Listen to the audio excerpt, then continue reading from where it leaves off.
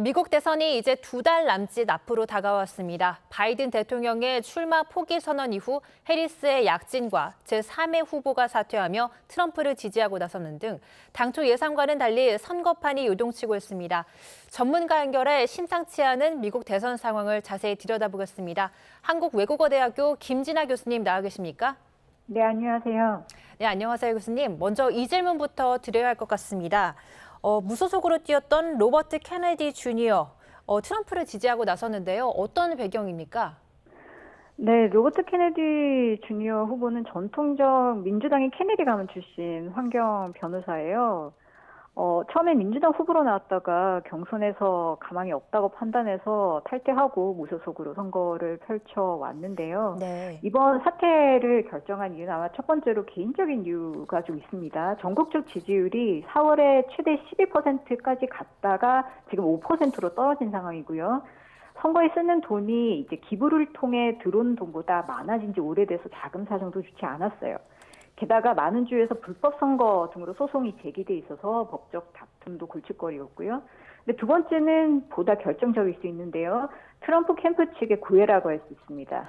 제이디 벤스 부통령 후보와 그리고 트럼프 주니어 측근들이 오랫동안 케네디 측의 정부 내각 자리를 걸고 접촉을 해온 걸로 알려져 있고요. 어떤 자리가 될지는 아직 알려지지 않았지만 이 민주당의 상승세 이후에 케네디 후보의 가치를 좀 높게 평가하기 시작을 했습니다. 왜냐하면은 1, 2%로 승패가 결정되는 경합주에서는 제3의 후보가 중요 변수가 될 수가 있거든요. 그래서 케네디 후보가 트럼프에게 방해가 되지 않게 경합주 투표용지에 자신의 이름을 올리지 않겠다라고 선언을 하게 된 계기가 된 거고요. 실제로도 이제 공화당 유권자들이 민주당에 비해서 케네디 후보에 더 높은 호감을 보이는 걸로 나타납니다. 그래서 트럼프 진영에서는 앞으로 빠져나갈 그 표를 좀 보전하겠다라는 그런 판단을 했던 것 같습니다. 네, 이렇게 된다면 케네디 주니어가 선거운동을 중단하고 트럼프를 지지하고 나선 속내, 또 그렇다고 이 트럼프가 이득을 많이 보게 됐다고 볼 수 있을까요?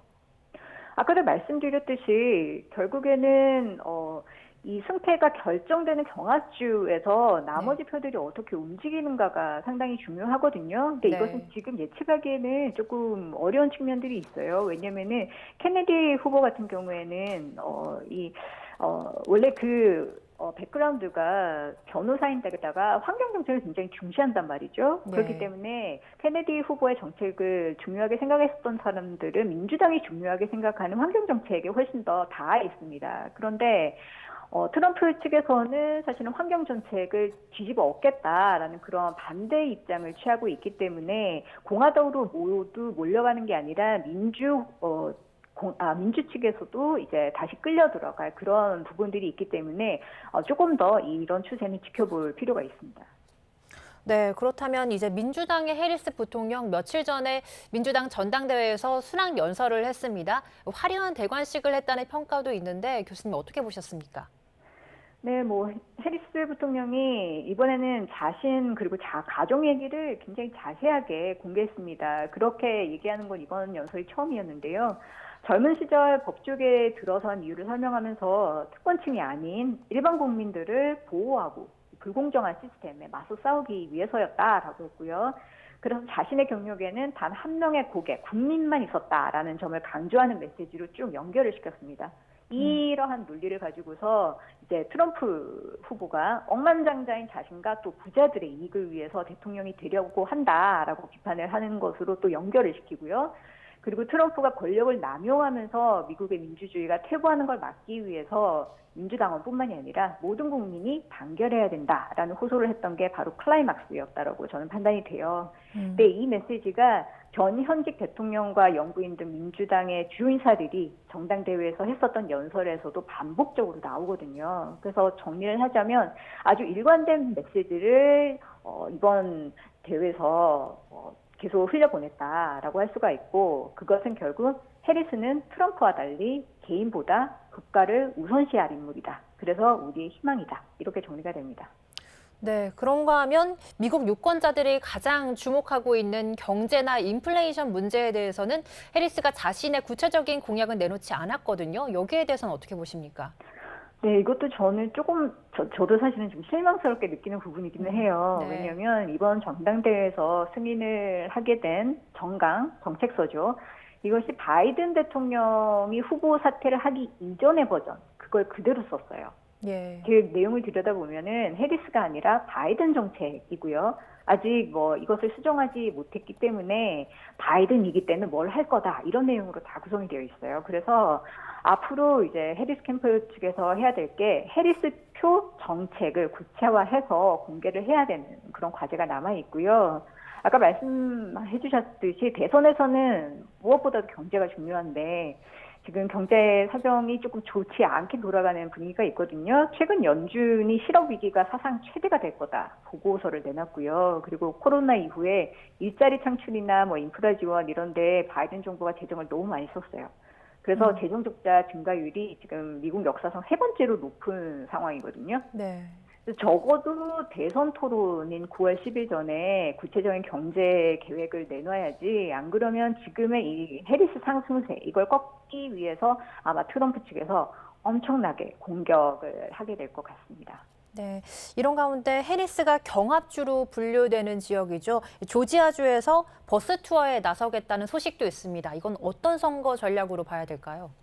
네, 해리스와 월스트림 모두 조지아로 가거든요. 경합주 중에 이 남부 쪽에 있는 조지아가 민주당으로서는 가장 지금 어려움을 겪고 있는 지역이에요. 사실 2020년 대선 때는 애리조나와 함께 민주당이 예상 외로 선전을 했고, 그리고 1% 미만의 표 차이 때문에 재검표까지 가서 당시 트럼프 대통령이 선거를 뒤집으려고 이 주지사한테 압력을 넣었다가 기소 재판까지 막 진행되고 있는 곳이기도 하고, 그리고 특히 흑인 유권자 인구가 상당히 많아요. 그럼에도 불구하고 지금 트럼프 후보가 계속 우세를 보이고 있는 그런 지역이거든요. 네. 그래서 여론조사를 보면은 바이든 대통령의 후보 사퇴 이전까지 한 평균 6% 정도로 우세를 트럼프 측에서 보여왔는데 지금은 이게 약 1%대까지 좁혀졌습니다. 그래서 어느 정도 이제 조금 뭔가 희망적인 그런 지역이 됐는데 이번 민주당이 전당대회 이후에 선택한 첫 캠페인이잖아요. 그래서 컨벤션 기세를 모아서 이제 조지아를 되찾겠다. 그런 전략을 쓰는 것으로 보입니다. 네, 또 지난달이죠. 7월 한 달 동안에 모은 선거 자금이 해리스가 트럼프의 4배라고 나타났다고 합니다. 민주당 지지자들 안에서 분위기 지금 어떻다고 봐야 될까요?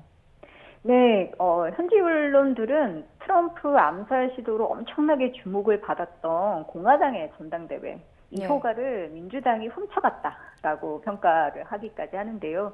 해리스 후보의 호감도가 6월 대비 13%나 올랐거든요. 이 민주당 결집이 상당하고 특히 소액 기부자들이 급증한 그런 측면도 있습니다. 게다가 월가의 금융계에서의 지원도 만만치가 않아요. 물론 월가 전체가 해리스 측을 지지하지는 않습니다. 하지만 월가의 최대 관심이 누가 인플레를 잘 잡을 것인가이거든요. 네, 예를 들어서 트럼프 후보가 내놓은 부자 감세나 무역 관세 인상 뭐 이런 것은 궁극적으로는 소비자 물가를 상승시킬 가능성이 높다라는 전문가 비판이 상당히 많아요. 네. 게다가 최근에 트럼프 캠프 측이 연준 때리기를 하는 것도 어느 정도 뭐 자충수가 되고 있는데 금융시장 같은 경우에는 연준의 독립성이나 예측 가능성 이런 것들을 더 선호하기 때문에 그런 거거든요. 그리고 더 중요한 것은 공화당 내 균열이 지금 조금씩 이제 보이고 있다라는 건데 소위 마가로 대표되는 트럼프의 강성 지지층이 기존의 전통 보수공화당을 상당히 배척하는 데다가 또 너무 과격한 정책을 계속 내놓고 있어서 이 공화당 내에서도 균열이 있고요. 그래서 해리스를 위한 당원 모임까지 생겼습니다. 그래서 이 공화당의 작은 균열이 과연 선거에 어떻게 영향을 줄지 또 민주당에게 훨씬 더 유리한 그런 판세를 끄는 데 영향을 줄지 이런 것들은 좀 주목해 볼 필요가 있습니다. 네, 그런가 하면 트럼프 전 대통령이 자신의 SNS에 자신의 행정부가 여성의 재생산 권리에 도움이 될 거다 이렇게 밝혔는데요. 이게 어떤 맥락에서 나온 겁니까?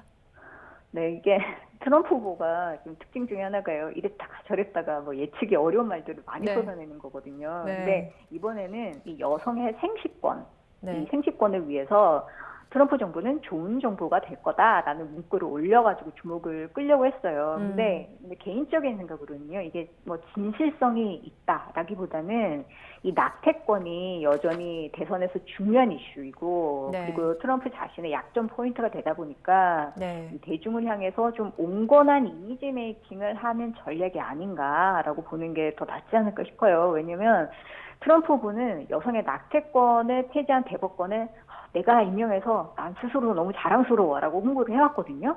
그리고 이 해당 글을 올리기 바로 직전까지도 모든 미국인들이 낙태권 폐지를 원했다라고 거짓 주장을 계속 반복을 하고 있었어요. 그리고 어떻게 이 좋은 정보가 될 건지 사실 구체적으로 내용이 나오지도 않았거든요. 그렇기 때문에 현재로서는 뭐 선거용 메시지에 좀 더 가깝지 않을까라고 볼 수 있는 상황인 것 같습니다. 네. 또 대선 후보 못지않게 주목을 받고 있는 인물들이 바로 부통령 후보들입니다. 좀 성급하긴 하지만 미국 정계와 언론들 어떻게 평가하고 있나요? 네, 둘 다 뭐 시골 출신이다라는 점에서는 유사한 듯 보이는데 네. 내부를 들여다보면 상당히 다릅니다. 민주당의 월츠 부통령 후보는 나머지 3명의 대통령과 부통령 후보들과 비교할 때 유일하게 비호감보다 호감이 높아요. 예. 유일하거든요. 그리고 미네소타 하원 의원을 거쳐서 주지사로 재직하기까지 근로과정을 위한 세금 감면, 그리고 인슐린 비용 인하 또는 여성의 선택권 보호, 이런 민주당의 중산층을 위한 정책을 그대로 실현을 해왔던 인물이고요. 또 고등학교 교사 재직 시절에 노조 활동도 했기 때문에 전국 노동조합의 지지를 받고 있습니다.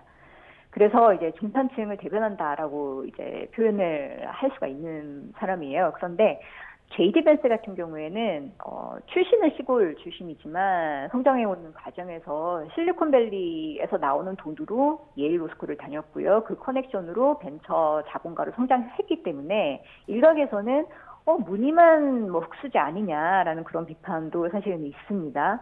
그리고 정책을 들여다볼 때 성향이 트럼프 후보보다 더 극단주의적인 그런 부분들이 있어요. 뭐 예. 비간섭이나 보호주의나 일방주의나 뭐 이런 것들을 표방하기 때문에 특히 우리가 관심이 있어하는 동맹 정책 그리고 무역 정책 이런 부분에 있어서 상당히 극단적인 정책을 선호할 것이라고 예상이 되고요.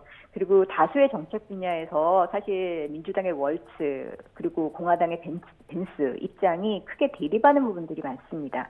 그래서 앞으로 지켜볼 거는 10월 1일 부통령 토론회. 이때 어떤 얘기가 뭐가 있지 흥미롭게 좀 지켜봐야 될 것 같습니다. 네, 그리고 이번 미국 대선에서도 자신이 응원하는 후보에 지지 표명을 하는 유명 스타들이 나오고 있습니다. 어떤 분들이 있나요? 뭐 유명한 가수나 배우가 나와서 콘서트장 같은 그런 분위기도 좀 연출을 했는데요. 뭐 네. 스티비 원더라든지 존 레전드라든지 뭐 릴 존이라든지 뭐 이런 사람들이 나왔어요. 근데 제가 주목을 했던 사람은 오프라 윈프리입니다.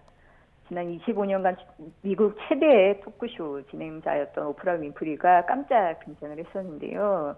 오프라 윈프리는 사실은 무소속이에요. 무소속 유권자로 등록이 돼 있고 그래서 네. 지금까지 전당대회에서 연설한 적이 한 번도 없었어요. 그런데 이번에는 프라임타임에 나와서 과거 토크쇼에서 썼던 그 여러 퍼포먼스를 보이면서 대중을 상당히 압도를 했거든요. 그 메시지는 단결입니다. 그러니까 무소속으로 나왔잖아요. 예. 근데 무소속이고 그리고 아직 어디에 투표를 할지 결정을 하지 못한 유권자들을 대상으로 메시지를 전달을 했다. 이런 점이 중요한 것 같은데요. 우리 모두 같은 배를 타고 있다. 즉 당적과 상관없이 뭉쳐야 한다는 메시지였고요. 그리고 자유는 공짜로 얻는 게 아니니까 행동해라. 즉 나와서 투표하라는 거예요.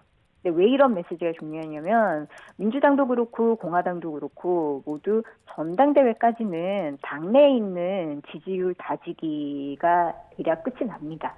예. 그러면 이제부터는 무소속의 표를 얼마나 서로 끌어오느냐 그리고 투표율을 얼마나 높이느냐 이 싸움이거든요. 그렇기 때문에 이번에 오프라 윈프리가 무소속에 대한 메시지를 던지면서 단결을 강조한 것은 상당히 의미가 있다고 봅니다. 네, 알겠습니다. 지금까지 한국의대 김진아 교수 모시고 2달 남짓 남은 미국 대선 상황과 연결해 짚어봤습니다. 교수님 오늘 말씀 감사합니다. 네, 감사합니다.